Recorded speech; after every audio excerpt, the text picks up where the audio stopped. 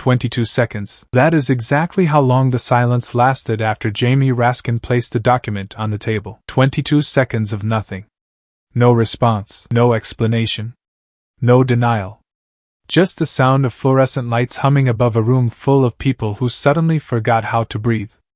Pam Bondi sat perfectly still, her fingers frozen around the edge of her prepared statement, her eyes locked on a single sheet of paper that had just rearranged the entire trajectory of her career. And here is the thing that should concern every single one of you watching this right now.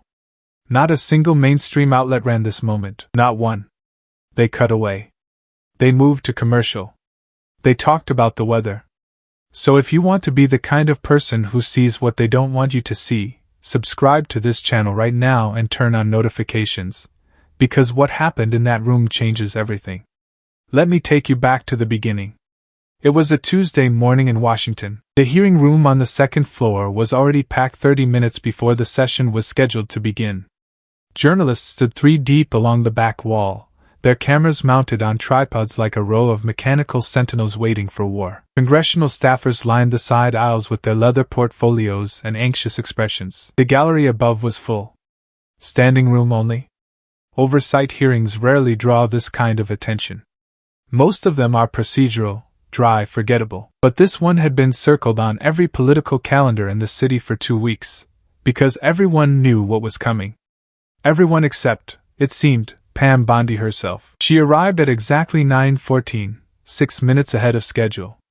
She walked in flanked by 3 attorneys, each carrying thick binders, each projecting the kind of calm that only comes from expensive preparation. Pam Bondi wore a navy blazer, pearl earrings, and a smile that she distributed evenly across the room like a politician working a fundraiser. She adjusted her microphone with a practiced touch, tilting it exactly 2 inches to the left, the same way she always did. Everything about her posture said the same thing. I am in control. I have been here before. I know how this works. And for the first 45 minutes of the hearing, that confidence appeared justified. She fielded questions from 3 different committee members with the kind of polished fluency that comes from years of navigating rooms exactly like this one. She cited departmental statistics with the ease of someone reading a grocery list. She deflected 2 pointed questions about internal policy decisions by pivoting to broader institutional achievements, rattling off numbers that had absolutely nothing to do with what she was being asked. It was a masterclass in bureaucratic misdirection, and she executed it flawlessly. At one point she even allowed herself a brief, practiced laugh in response to a question about departmental morale, a laugh so precisely calibrated that it landed exactly the way she intended, warm enough to seem human, controlled enough to reveal nothing.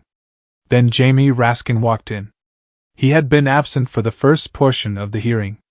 His chair at the far end of the dais had been conspicuously empty. But at exactly 10:03, the side door opened, and he entered carrying a single item, a thin blue folder. Not a binder. Not a briefcase full of documents. Just one slim folder, no more than a few pages thick, held loosely in his right hand as though it weighed nothing at all. He did not greet anyone. He did not smile. He sat down, placed the folder on the desk in front of him, and adjusted his reading glasses with a deliberateness that silenced the murmur that had rippled through the room at his entrance. Pam Bondi noticed. You could see it in the way her posture shifted, just barely, a millimeter of tension creeping into her shoulders. Her eyes flicked to the folder. Then back to the current questioner. Then back to the folder again. She did not know what was in it. Nobody in her team knew what was in it, and that uncertainty was the first crack in the wall. Jamie Raskin waited. He sat through 2 more rounds of questioning from his colleagues without saying a word. He did not take notes.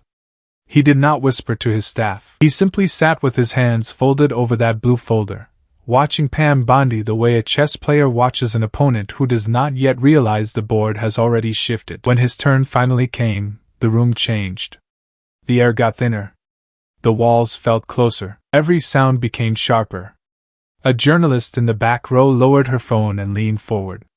2 staffers near the exit stopped their whispered conversation mid-sentence. Even the committee chair, who had spent the morning glancing at his watch, set his pen down and turned his full attention to the far end of the dais. He began with a question that seemed almost trivial. He asked Pam Bondi to confirm the date she had assumed her current position.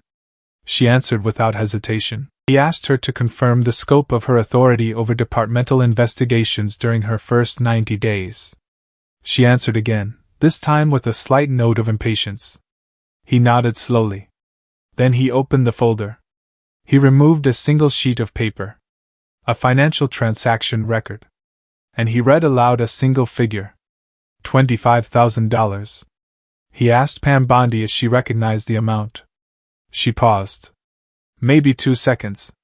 But in a room that quiet, 2 seconds is an eternity. She said the number was not immediately familiar to her. He then read a date.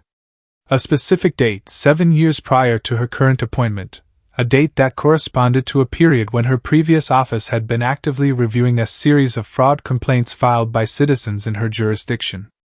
Complaints against an organization with deep financial ties to a powerful political figure.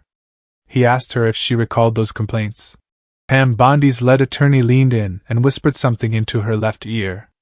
She said she could not comment on the specifics of prior investigations from a previous role without reviewing the relevant case files. Jamie Raskin let that answer hang in the air. Then he placed the transaction record flat on the desk and slid it forward, as though presenting evidence to a jury. He explained what the document showed. A donation. $25,000.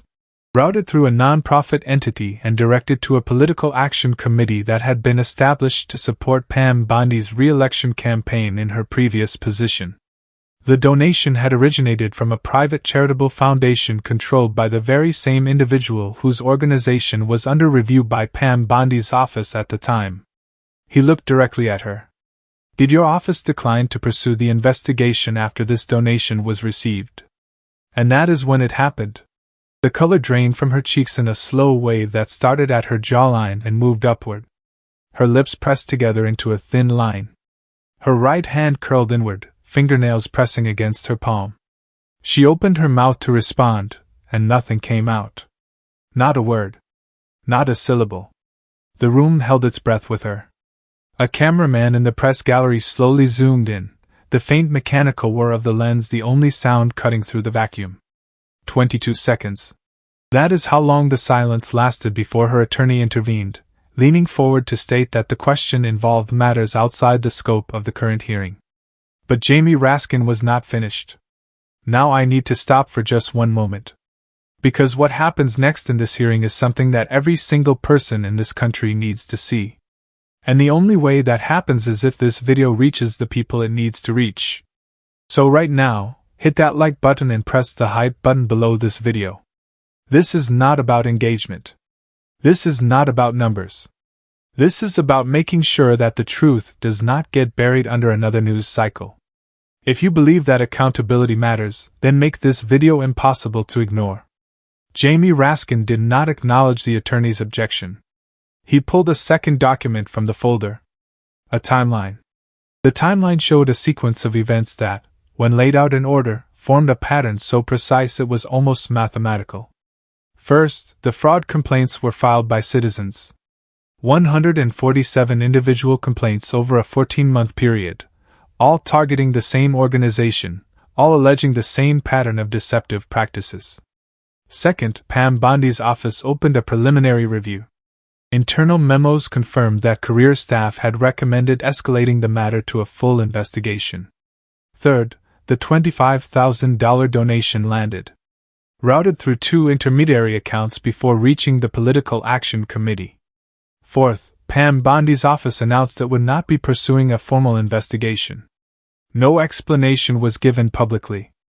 The case was simply closed. 147 complaints. Gone. Jamie Raskin asked Pam Bondi to explain the sequence. She reached for her water glass and took a sip that lasted longer than it needed to. She set the glass down carefully, aligning it with the edge of her notepad as though the precise placement of a water glass was suddenly the most important task in the room. She said the decision not to pursue the investigation was made based on a comprehensive review of the available evidence, and that her office had determined at the time that the matter did not meet the threshold for formal action. Jamie Raskin asked what that threshold was. She could not define it. He asked if the benchmark was documented anywhere in departmental policy. She said she would need to review the relevant guidelines. He asked if she had reviewed those guidelines before making the decision 7 years ago. She did not answer.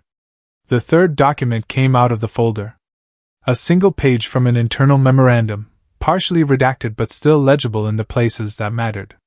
The memorandum had been drafted by a senior career attorney within Pam Bondi's previous office. It recommended, in unambiguous language, that the investigation be escalated immediately based on substantial and corroborated evidence of systematic fraud affecting thousands of individuals. The memorandum was dated 11 days before the case was closed.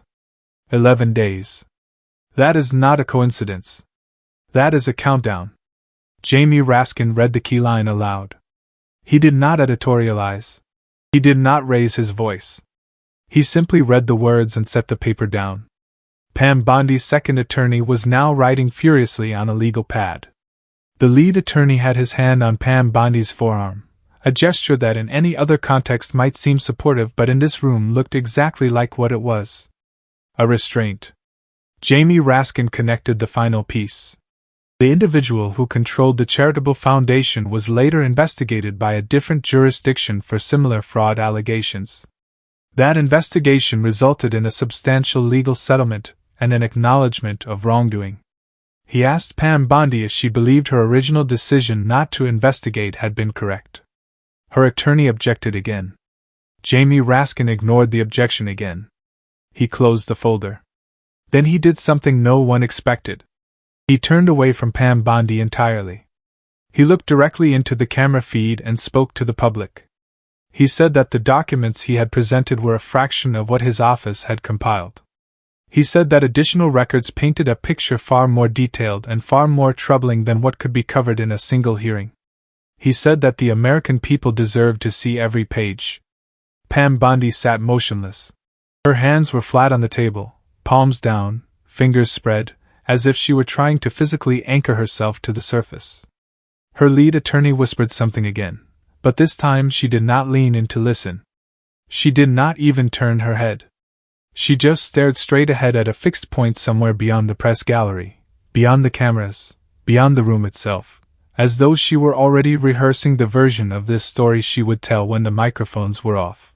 But her eyes betrayed her. They were moving. Left to right, right to left, scanning the room for something. An exit.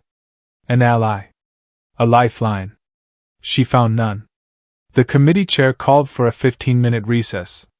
Pam Bondi stood immediately, almost too quickly, and was escorted out through the side door by her legal team. She did not look back. She did not address the press. She did not acknowledge the survivors seated in the third row of the gallery, the same individuals who had traveled from 3 different states to be present, the same individuals whose complaints had been among the 147 dismissed without action. This is the reality we live in now. A system where a $25,000 donation can make 147 fraud complaints disappear. Where a career attorney's recommendation to pursue justice can be overridden by a single phone call. Where the person responsible for that decision can be elevated, promoted, and placed in charge of the very institution designed to prevent these things from happening. And where the only barrier between the truth and total silence is whether enough people are paying attention. You are watching this because you refuse to look away. And that makes you part of something. We call it the 47 Club. Not because of a political number. Not because of a party affiliation. Because 47 is the exact number of pages in the full dossier that Jamie Raskin's office has compiled, the dossier that has not yet been made public. If you want to be among the first to see those pages when they surface, join the community in the comments below. Drop the number 47 so we know you are one of us. But here is what I need you to understand before this video ends. This story is not over. Tomorrow morning, at 9 a.m. Eastern, a closed-door session has been scheduled. No cameras. No press pool. No live feed. Just committee members, legal counsel, and a new set of documents that arrived at Jamie Raskin's office 72 hours ago via secure courier. Documents that reportedly detail not one donation, not 2, but a pattern of financial transfers spanning 4 years and 6 figures. We will be covering that session the moment any information becomes available. Turn on the bell notification right now. Not later. Not tomorrow. Right now. Because in this game, the ones who show up first are the ones who see the truth before it gets cleaned up and repackaged. The blue folder is open. The clock is running. And Pam Bondi knows that 22 seconds of silence told the world more than 22 months of prepared statements ever could. We will see you tomorrow.